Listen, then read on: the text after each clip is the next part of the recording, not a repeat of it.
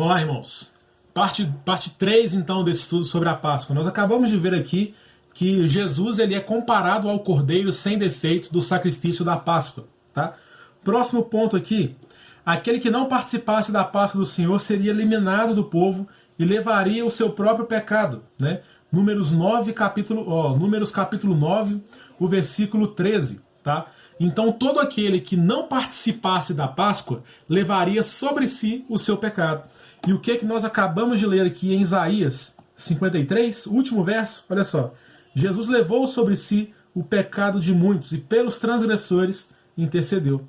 Então todo aquele que não participa da festa da Páscoa, essa pessoa levaria sobre si mesma o seu pecado. Mas todo aquele que estava protegido pelo sangue do Cordeiro lá na Páscoa, não levaria sobre si o seu pecado e a ira de Deus se desviaria dele.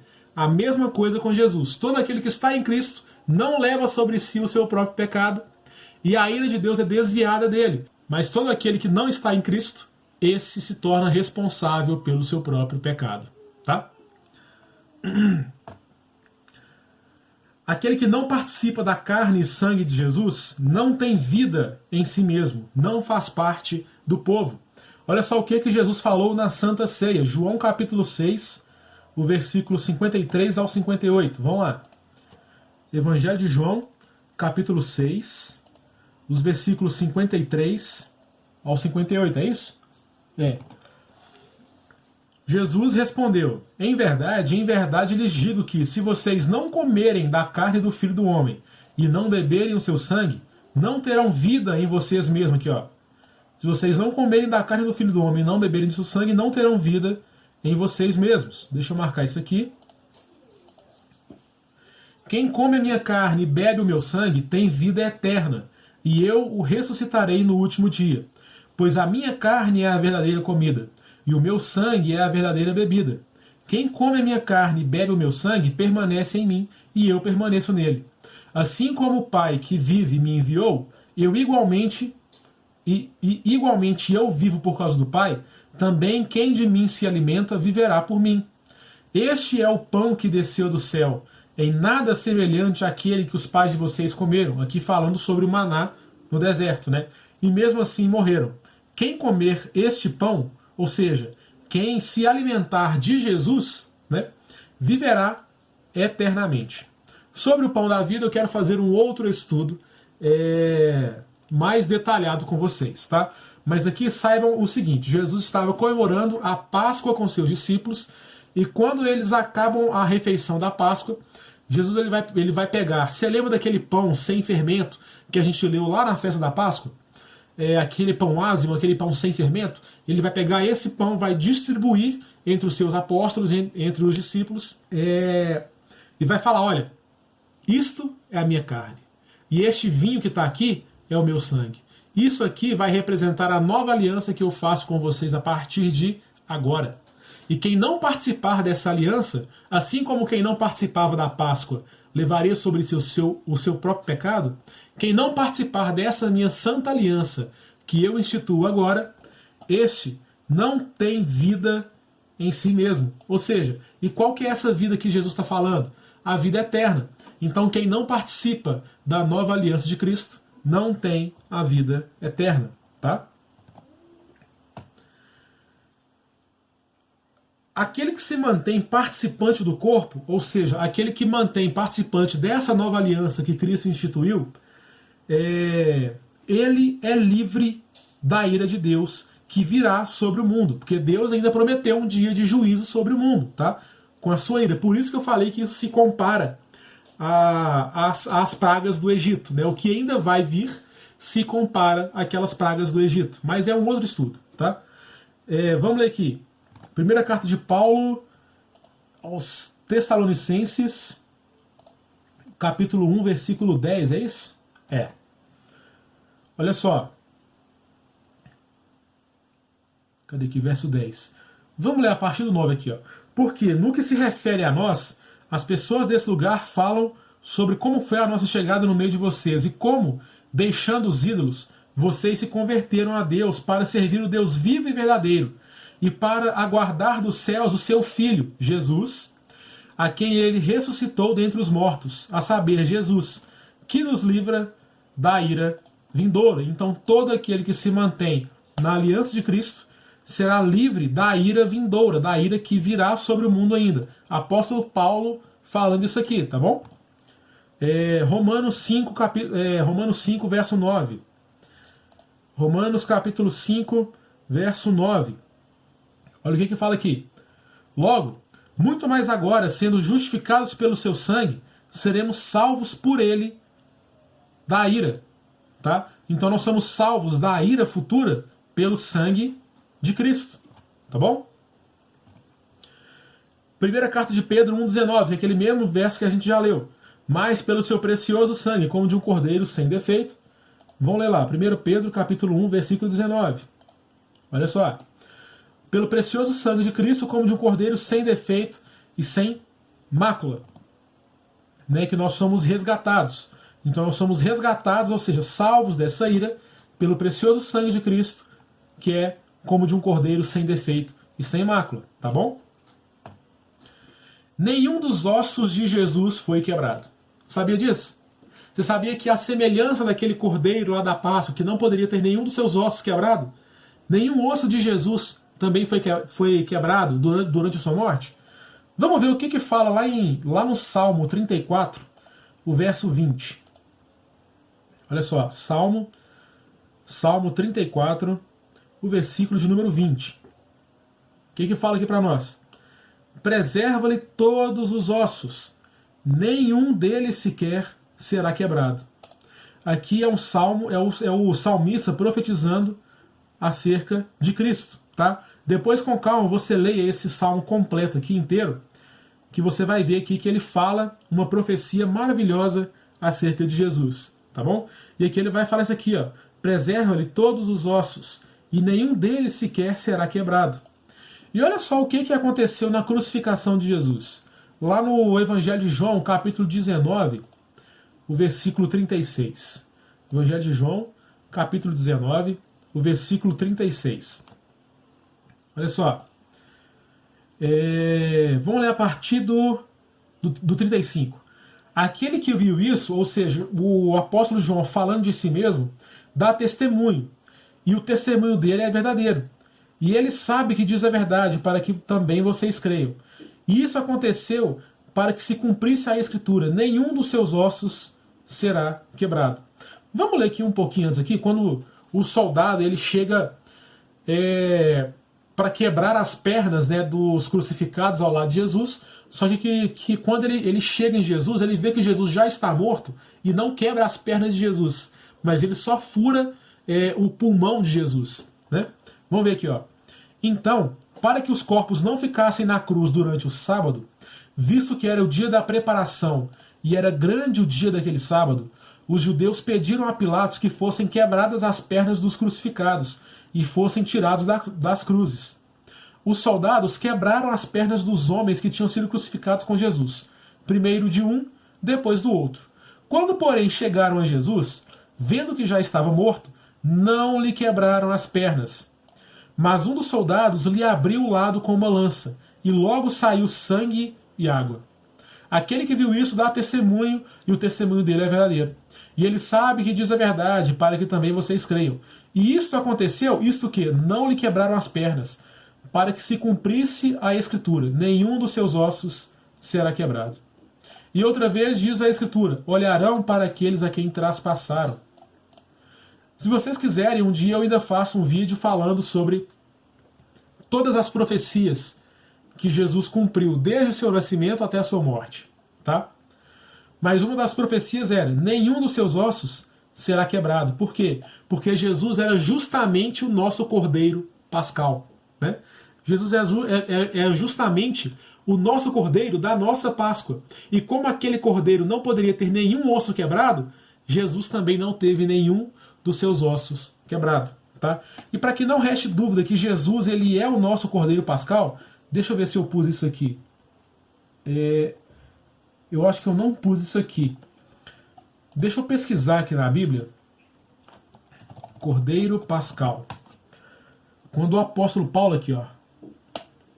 O apóstolo Paulo, na sua primeira carta aos Coríntios, capítulo 5, versículo 7, Olha o que ele vai falar. Pois também Cristo, o nosso Cordeiro Pascal, foi sacrificado. Então você vê que o apóstolo Paulo, ele chama Jesus de o nosso Cordeiro Pascal. Então tudo aquilo que foi profetizado através daquele Cordeiro da Páscoa que o povo comemorava lá atrás, deveria ser cumprido em Cristo. E uma dessas profecias era que nenhum dos seus ossos seria quebrado. Por isso que nós podemos chamar Jesus de nosso Cordeiro Pascal. Tá bom? Vamos continuar aqui. Todo aquele que é participante do corpo e sangue de Jesus tem o coração circuncidado. Você lembra que eu falei com vocês que todo aquele que quisesse, todo o estrangeiro que quisesse participar da Páscoa, daquela antiga Páscoa, deveria ser circuncidado primeiro? Todos os homens, né? E hoje, depois de Jesus, depois da morte e ressurreição de Jesus, não é um conceito novo que está sendo introduzido, porque Deus prometeu isso para Moisés. Para Moisés. Deus prometeu que circuncidaria o coração das pessoas. A circuncisão era uma marca do povo de Deus. Tá? Todo aquele da antiga aliança que fazia parte do povo de Deus era circuncidado. Tá bom? Só que Deus já tinha prometido para Moisés o seguinte: Moisés, eu quero fazer um sinal, não na carne de vocês, mas no coração. Um sinal espiritual, já nos prometendo o Espírito Santo. Olha só, a gente pode ver essa promessa de Deus lá no livro de Deuteronômio, capítulo 30, o versículo 6. Tá? Lá no livro de Deuteronômio, travou aqui? Não. Aqui, ó, Deuteronômio, capítulo 30, o verso 6. Deus falando com Moisés, olha só. O Senhor, o seu Deus, circuncidará o coração de vocês e o coração dos seus descendentes, para que vocês amem o Senhor, seu Deus, de todo o coração e de toda a alma, para que vocês tenham vida. E essa vida vem com Jesus, tá bom?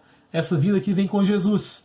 E essa circuncisão de coração também vem com a morte e ressurreição de Jesus, vem com a vinda do Espírito Santo, tá? Que hoje todos nós que fazemos parte do povo santo do Senhor temos o coração circuncidado, que é a marca de todo aquele que é povo do Senhor. E assim como todo aquele que queria fazer parte da Páscoa deveria ter a carne circuncidada, nós também temos o coração circuncidado e podemos fazer parte dessa Páscoa. Nós podemos participar como o natural da terra. Também no livro de Deuteronômio, capítulo 10, verso 16, olha só. A mesma promessa que ele faz, olha. 10, verso 16. Portanto, circuncidem o coração de vocês e deixem de ser teimosos. Então tá vendo que desde o início o propósito de Deus não era circuncisão na carne, mas circuncisão no coração. Você percebe isso? E olha mais o que Deus vai falar para a gente aqui a partir da morte de Cristo. Romanos 2, 29. Olha só. Romanos 2, 29. Porém, judeu é aquele que o é interiormente, e circuncisão é a do coração, pelo Espírito, não segundo a letra, e cujo louvor não procede dos seres humanos, mas de Deus. Então aqui nós vemos que o apóstolo Paulo ele entendeu que aquela promessa que Deus fez para Moisés lá atrás se cumpre hoje, depois da morte e ressurreição de Cristo, através do Espírito Santo. E olha o que mais que Paulo vai falar em sua carta aos Filipenses, o capítulo 3, os versos 2 e 3. Olha só, Filipenses 3, versos 2 e 3. Cuidado com os cães. Esses cães são os falsos profetas, tá? Cuidado com os maus obreiros. Cuidado com a falsa circuncisão, porque nós é que somos a circuncisão. Nós que adoramos a Deus no Espírito e nos gloriamos em Cristo Jesus, em vez de confiarmos na carne.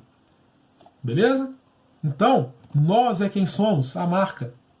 A marca está em nós hoje, no coração. Colossenses, no capítulo 2, do verso 11 ao 15, olha só. Colossenses 2, do 11 ao 15.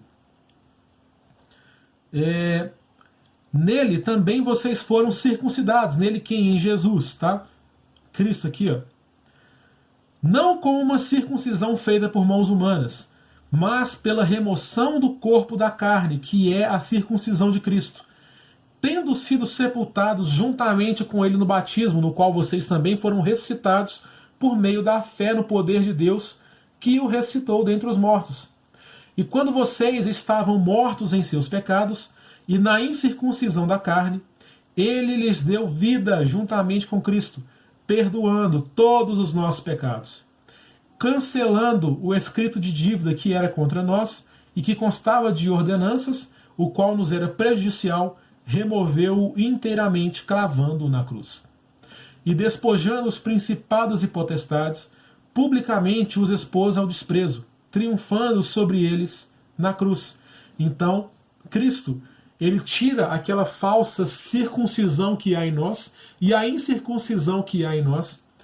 A gente hoje não é marcado na carne fisicamente, mas somos marcados no coração espiritualmente por Jesus, tá? E mais um último texto para a gente ler aqui, Jeremias, capítulo 4, verso 4. Jeremias 4, verso 4. Olha só. Deixem-se circuncidar para o Senhor. Circuncidem o seu coração, ó homens de Judá e moradores de Jerusalém, para que o meu furor não saia como fogo por causa da maldade que vocês fazem, e queimem sem que haja quem possa apagar. Então, se você quer ficar livre da ira de Deus, faça aqui, ó. Deixem-se circuncidar para o Senhor, mas circuncidem o seu coração. Você está vendo que o profeta Jeremias, antes mesmo de Jesus, também já profetizando, olha, a circuncisão é do coração, porque nada vale eu ter uma marca física, sendo que eu não faço parte, de fato, do povo de Deus, né?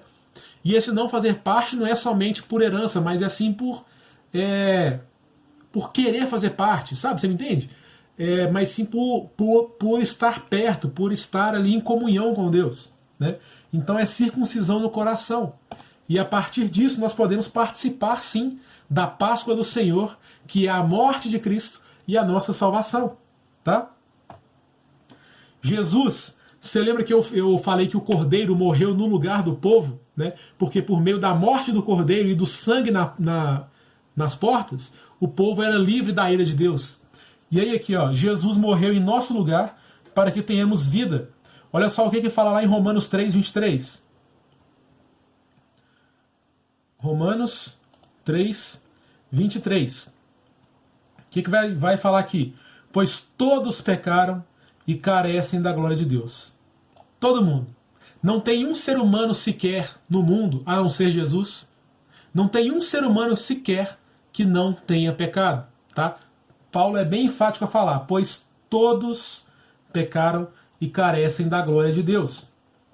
Continuando Romanos. Romanos 6, 23. Mas aí todo mundo pecou, né? Só que o que fala lá em Romanos 6, 23? Porque nós pecamos, olha só aqui, ó. Olha qual que é o salário do pecado. Porque o salário do pecado é a morte. Então, quando nós pecamos, é como se a gente estivesse trabalhando para o pecado, né? E todo trabalhador tem um salário, concorda? Só que o salário do pecado, no final, ele vai nos pagar é a morte eterna.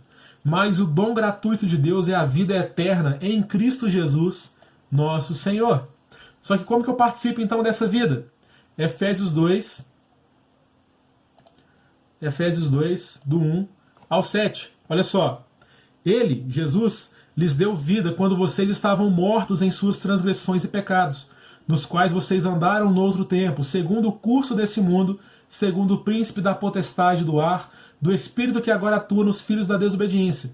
Entre eles, nós todos também andamos no passado, segundo as inclinações da nossa carne, fazendo a vontade da carne e dos pensamentos. E éramos, por natureza, filhos da ira. Tá vendo aqui, ó? Então, quem anda na prática dos pecados é, por natureza, filhos da ira, como também os demais. Mas Deus, sendo rico em misericórdia, por causa do grande amor com que nos amou, e estando nós mortos em nossas transgressões, nos deu vida juntamente com Cristo. Pela graça vocês são salvos. E juntamente com Ele nos ressuscitou, e com ele nos fez assentar nas regiões celestiais em Cristo Jesus. Deus fez isso para mostrar nos tempos vindouros a suprema riqueza da sua graça em bondade para conosco, em Cristo Jesus. Então, quando nós ainda estávamos mortos em nossos pecados, Cristo, por meio da sua morte, nos deu vida. Olha só. Próximo texto, 2 Coríntios 5,15. Segunda carta de Paulo aos Coríntios, capítulo 5, o verso 15. Ele, Jesus, morreu por todos, para que os que vivem não vivam mais para si, mas para aquele que por eles morreu e ressuscitou. Então hoje, irmãos, hoje nós somos convidados a vivermos por Jesus, porque um dia ele veio como nosso Cordeiro Pascal, morreu no nosso lugar, e através do seu precioso sangue, nós somos livres da ira de Deus, que vai cair um dia sobre todo mundo, mas nós, que estamos debaixo da graça de Deus, seremos livres dessa ira por meio do sangue de Jesus, porque ele morreu por todos. E eu já mostrei para vocês aqui, todos nós pecamos e todos nós carecemos da glória de Deus. E o salário do pecado é a morte. Então eu deixo um convite para você aqui hoje. Saia dessa vida de pecado. Saia dessa vida em que o salário final dela vai ser a morte eterna. E vem para Cristo. Vem para Jesus. Aceite Jesus como seu único e suficiente Senhor e Salvador. Venha para Jesus. Fique na vida, na paz de Jesus. Fique debaixo do sangue de Jesus. Deixe Jesus te marcar com seu sangue, porque assim você será livre da ira vindoura do Senhor. Tá bom? Deixa eu só ver se eu acabei aqui. Fomos libertos da escravidão do pecado. É o que eu acabei de falar. Olha só. A Bíblia fala que nós somos escravos daquilo que nós obedecemos. Então, se nós vivemos uma vida de pecado, nós somos sim escravos do pecado. E assim como pela Páscoa, né, foi a última, foi uma festa, uma solenidade, um moed, determinado por Deus antes da última praga para a libertação do povo da escravidão do Egito, assim também ao participarmos dessa Páscoa, da Santa Ceia, ao aceitarmos o nosso Cordeiro Pascal, nós também ficamos livres dessa vida de escravidão do pecado e podemos, enfim, partir para uma vida eterna com Jesus. Bom, irmãos, esse foi o nosso estudo sobre a Páscoa. E o próximo estudo que nós vamos fazer será o estudo sobre os pães ázimos, tá? Ou os pães sem fermento. Eu espero que você tenha gostado. Deixa aqui embaixo já o seu like, se inscreva no canal, compartilhe esse estudo para que mais pessoas possam entender a verdadeira Páscoa do Senhor e o que ela traz para nós com a vinda e morte de Jesus Cristo, tá bom? Eu vou ficando por aqui então. Até o nosso próximo estudo. Fique com Deus. Um abraço.